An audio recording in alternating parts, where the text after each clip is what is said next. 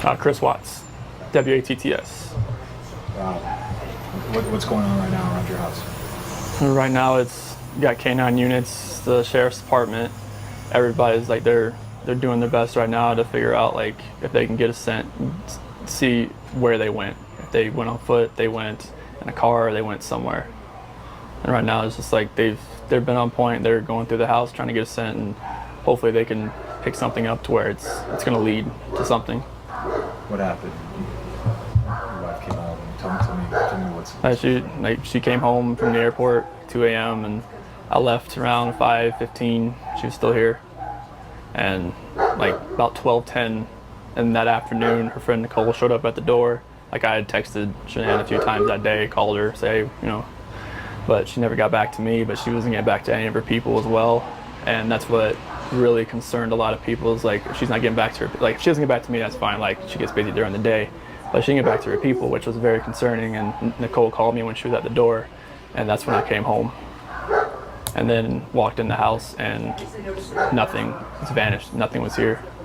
I mean, she wasn't here. The kids weren't here. Nobody was here. What's your wife's name? Shanann, SHANANN. What's your kids' name? Bella and Celeste. How do you spell Celeste? CELESTE. How old are your daughters? 4. Bella's 4. Celeste is 3. And so, how many times did you try calling her? I called her 3 times, texted her about 3 times just to say, what's going on. Like because after I called her and texted her once, it's like maybe she was just busy. Like she had just gotten back. Like everybody's probably calling her from her trip. She just got back from Arizona, and I figured she was just busy. But when her friend showed up, that's what it was like. It registered like, all right, this isn't right. Do you think she just took off? Do you think? I mean, right now I don't even want to just like throw anything out there. Like I hope that she's somewhere safe right now and with the kids. But I mean, could she just taken off? I don't know. But if somebody has her and they're not safe, like I want them back now. Like that's what's in my head. Like if they're safe right now, they're gonna come back. But if they're not safe right now, that's the not knowing part. Like if they're not safe, last night I had every light in the house on. I was hoping that I would just ran over by the kids running in the door and just like barrel rushing me, but it didn't happen.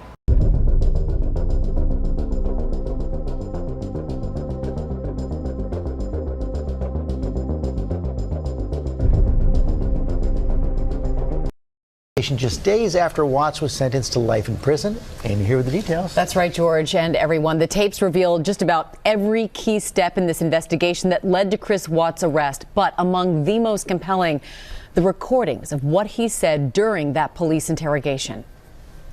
For the first time, we are hearing Chris Watts confess to murdering his wife. I just felt such anger that nothing, I didn't feel anything. The father of 2, seen here with his father in a police interrogation room, blaming the death of the couple's 2 daughters on his wife, Shanann Watts. That's rage.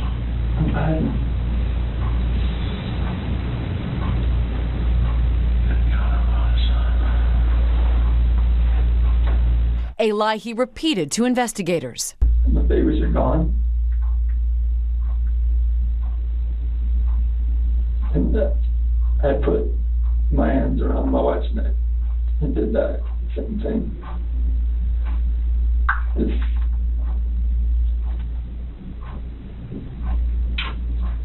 Did Shanann fight back at all? He would later plead guilty to all 3 murders. Overnight, the Colorado DA's office releasing dozens of videos from the investigation. The Watts home being searched by police and canines. Surveillance video showing Watts loading items into his truck in the morning after the murder. Later, he's seen showing investigators where to find his family's bodies. Can you work it for me?